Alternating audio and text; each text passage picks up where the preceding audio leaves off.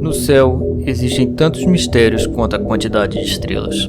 Para falar a verdade, há mais coisas entre o céu e a terra do que pode imaginar a nossa vã filosofia. Povos antigos olhavam para o céu noturno com perguntas atrás de respostas. Da mesma forma que eles, nós também olhamos, imaginamos o que estará além do nosso planeta. Será que poderia haver vida em outros planetas ou na imensidão do espaço? Mas você já parou para pensar que talvez esses seres que imaginamos não estão a milhões de quilômetros de nós?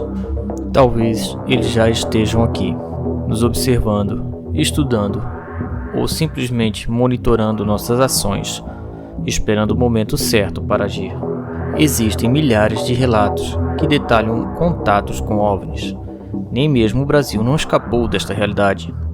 No dia 19 de maio de 1986, cerca de 21 objetos sobrevoaram a região de Minas Gerais, São Paulo e Rio de Janeiro, algo que foi observado por milhares de pessoas comuns, sem a precisão de aparelhos sofisticados ou tecnológicos para tal.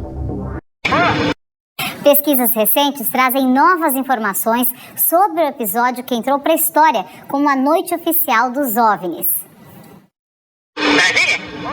Bem-vindo ao Festival dos Discos Voadores. As vozes são de 2 controladores de voo que trabalhavam em 19 de maio de 1986. Naquela noite, por cerca de 3 horas, o controlador do aeroporto de São José dos Campos, no interior paulista, e radares de São Paulo e do Centro Integrado de Defesa Aérea e Controle de Tráfego Aéreo em Brasília, detectaram a presença de objetos não identificados. Caças da Força Aérea foram acionados. Bem visível, poderia descrevê-lo? É uma estrela grande. Como resultado disso, a Força Aérea Brasileira, que não sabia do que se tratava, acionou 5 caças para ver o que estava acontecendo. Porém, os objetos não identificados conseguiam fazer manobras que eram impossíveis para qualquer aeronave humana pudesse realizar. Esses objetos alcançavam a velocidade superior a 15 vezes a velocidade do som. É curioso notar que em alguns relatos os caças conseguiam enxergá-los, mas não detectavam em seus radares. Em outros, eram detectados em seus radares, mas não conseguiam observar os objetos. Por se tratar de mais de 2 dezenas de objetos, o brigadeiro Otávio Moreira Lima entrou em contato com o então presidente José Sarney, o acordando no meio da noite, para informar que o espaço aéreo brasileiro havia sido invadido, pedindo assim autorização para a decolagem de mais caças, pois até aquele momento esses objetos estavam saturando os 3 tipos de radares, de solos e aéreos. Após essa informação, a decolagem das naves de interceptação foram autorizadas. Houve um piloto, um coronel chamado Osíris Silva, que disse que só não tinha visto o objeto, como também tentaria se aproximar do ponto luminoso, que era bem grande e descrito por alguns tripulantes. O copiloto do bimotor, Alcir Pereira Silva, chegou a dizer com uma voz trêmula que todo mundo que persegue esse tipo de coisa acaba desaparecendo. Bom, aqui pelo menos tivemos um final feliz. Antes que fizesse a manobra para a perseguição, o objeto já havia ido embora. Na mesma noite, um repórter fotográfico, Ademir Brito, recebeu uma mensagem que ele não acreditou, que acima da sede do antigo jornal Vale Paraibano, que dali seria possível avistar dezenas de naves não identificadas. Ficando com dúvida, foi lá dar uma olhada. Testemunhar os vários objetos luminosos para todos os lados.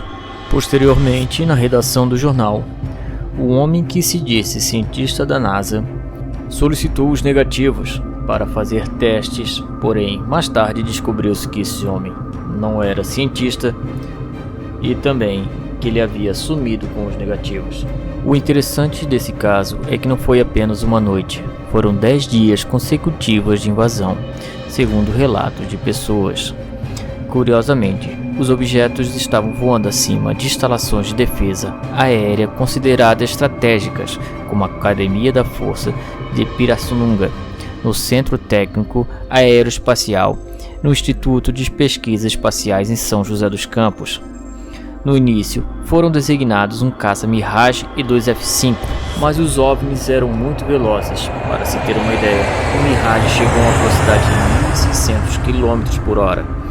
Quando chegou cerca de 9 km de distância do objeto, ele simplesmente acelerou a mais de 18.000 km/h. A aeronave humana mais rápida até o momento atingiu 7.000 km/h. Esse caso é curioso, pois como milhares de pessoas puderam ver os OVNIs, ficou impossível para a Força Aérea Brasileira esconder a sua existência. Houve suspeita das naves pertencerem a nações estrangeiras, mas depois de uma varredura, não foi encontrado nada no litoral, descartando a hipótese de porta-aviões ter vindo para cá. No dia 29 de maio de 1986, o sargento Mota, que estava de trabalho neste dia, avistou um objeto comprido, parecendo um charuto, e que os objetos menores iam até ele como se fosse uma espécie de nave-mãe.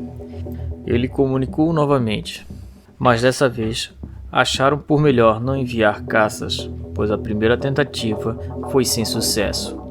E do mesmo jeito que chegaram, se foram. Mas em que você acredita?